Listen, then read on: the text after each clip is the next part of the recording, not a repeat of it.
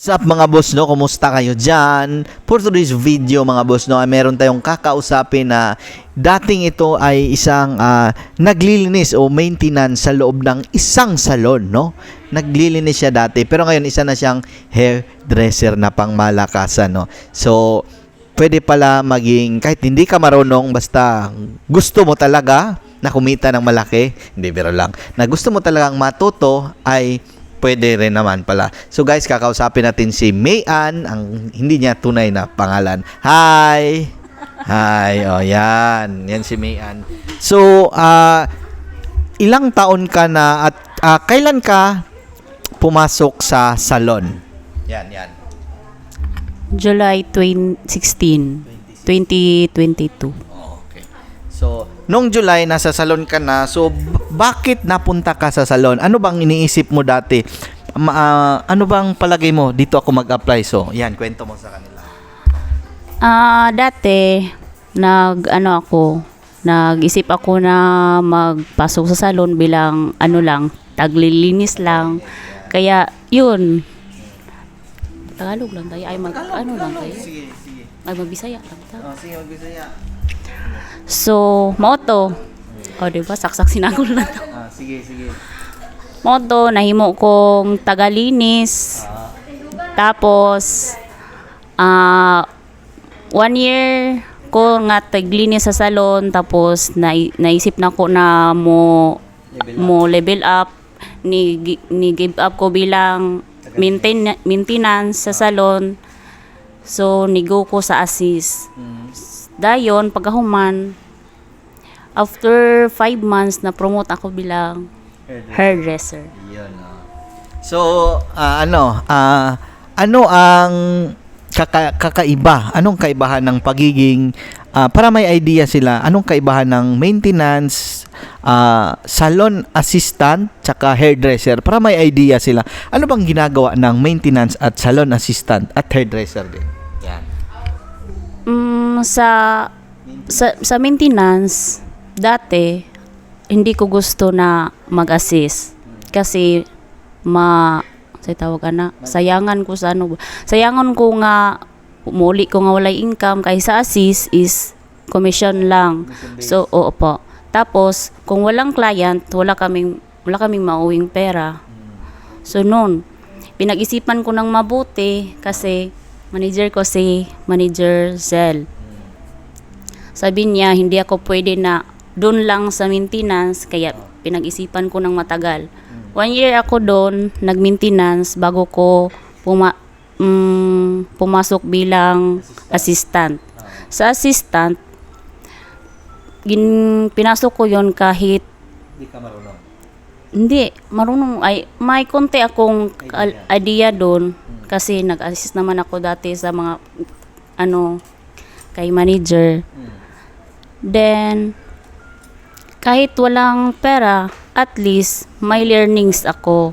Opo, may matutunan ako kahit walang kaysa man lang kung tagalinis lang ako, doon lang ako sa tagalinis, wala akong matutunan. So kaya pumasok ako bilang assistant para matutunan ko lahat kung ano ang meron doon, para kung pagpalain kung pagpalain man lang, magiging hairdresser ako. Kaya ngayon, hairdresser na ako, nakita ko na yung pinaghirapan ko,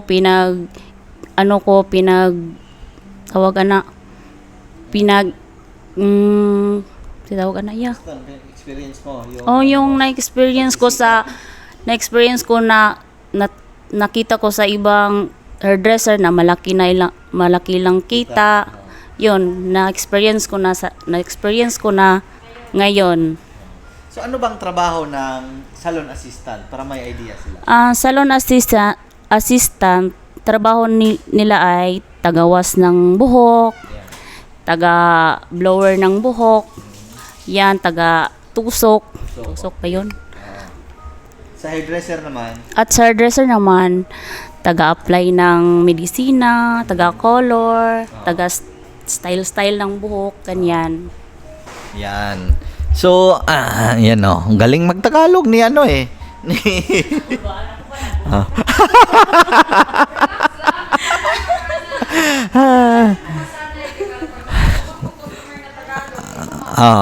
Dapat English ta sa susunod, Sarah, ha? English tayo, ha? So, guys, yun yung kwento niya bilang 6 months siya naging tagalinis. 1 month, ay 1 year. 1 year siyang naging tagalinis. 5 months. 5 months naging salon assistant at mula noon nag-level up siya nagiging hairdresser. So, anong maipapayo mo sa mga katulad mong dati na tagalinis lang at naging salon assistant na walang mga alam, ha? Anong masasabi mo sa kanila?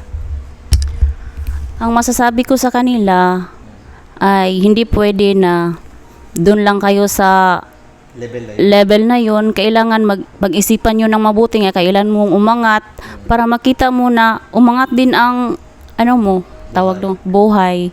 Kaya bigyan mo siya ng idea sa commission based ng wag lang yung buong kita, yung idea lang sa isang bilang ay sa akin dati pag assistant ka pa. nung assistant pa ako, kung may kita man ako wala,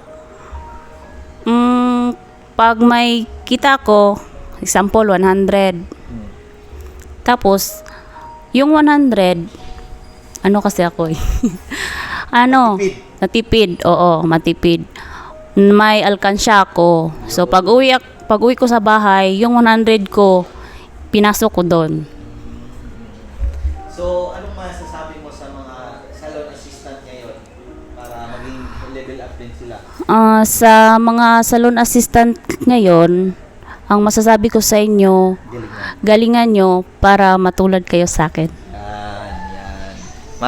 Maaari ba nating sabihin yung kita ngayon ni Mayan? Hindi na. Wag na, guys. So, pero dati yung maintenance ka, magkano yung kita mo noon? Dati, malaki naman kasi may naman ako. Allowance. May allowance ako, may sahod ako, tapos may ruling pa ako. Kaya, malaki din. Ako na umakyat sa maging assistant. Salon assistant. Pero ngayon, yung pinaghirapan mo, anong masasabi mo? Kung meron kang sasabihin kailan ka nag-start noon? 2022? Kung meron kang sasabihin sa dati mong sarili na 2022, magpapasalamat ka ba sa kanya? O anong masasabi mo sa kanya na pagdesisyon niya na magiging assistant ka? Yan. Ang masasabi ko doon, magpasalamat ako sa kanya kasi binigyan niya ako ng kakayahan na pasukin ko yun kahit walang sugal.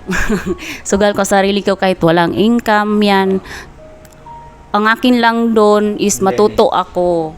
May matutunan ako para maangat ko yung gusto ko, yung makita kong malaking pera, mahawakan ko yung malaki na katulad ng iba. Ayan. So ngayon, bilang marunong ka na, magaling na hairdresser, ano bang goal mo dito sa Cell Salon? Nandito na tayo eh. So ano bang pangarap mo bilang isang hairdresser? Anong goal mo nakikita na nandito ka na sa aming salon?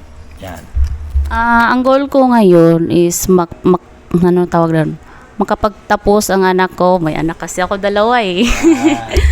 Ang goal ko is makapagtapos yung anak ko, magtrabaho ako ng maayos para hindi ako asistante. Hindi ako asistante para sa mga anak ko lang. Pagsipagan ko ng mabuti para hindi ako Sorry, nagtrabaho siya maayos, ayaw niya masisante.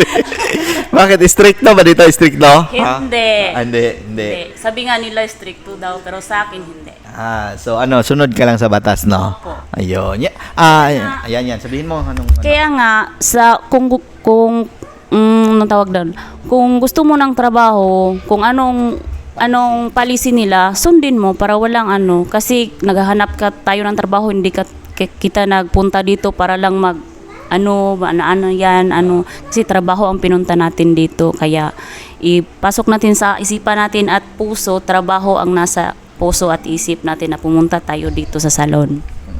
Matay man na iya. Okay lang. So, okay ba yung kita mo ngayon, ha? Kung hindi lang natin sasabihin, di ba? Kung palagay mo, kung okay ba yung kitaan mo ngayon nandito ka sa Cell Salon? Okay. Okay. So, invite mo sila sa ating anniversary. Hi guys, sa mga client ko, sa mga customer ko doon sa amin sa Kiblawan, nandito ako sa Gel Salon. Invite po. Cell Salon, o Cell. mo. Ha, gel, ha? Cell Salon. Diba, yungit kay ko, diba? Ingon ko. Cell Salon. Nawala invite po. mo sa 3rd year anniversary. 3rd year anniversary namin ngayong November 28. May pa-promo kami 30 to 50% discount. At andito ako ngayon. Hanapin nyo lang ako dito. Si Mayan. Yun. Bye-bye. Bye! Ayan, natapos din. So, okay na guys. Alam na natin yung kwento ni Mayan. Dating isang salon assistant. Pagkatapos ng isang taon, nagiging, dating maintenance. Tapos naging salon assistant. At ngayon, tingnan nyo naman, ang laki ng ngiti niya, oh. Hairdresser na siya ngayon, oh. Dati hindi ganyan yung itsura niyan. Taga-bukid to. Taga-bukid yan. No? So, guys, gusto ko lang sabihin no sa ating mga diyan, kahit wala tayong narating no sa buhay no, pwede pa rin tayong kumita ng medyo malaki. Hindi natin sabihin na malaki, ha? Medyo malaki lang na kayang buhayin yung asawa nyo. Oh, 'di ba? 'Di ba, Sarah? Okay, so bye.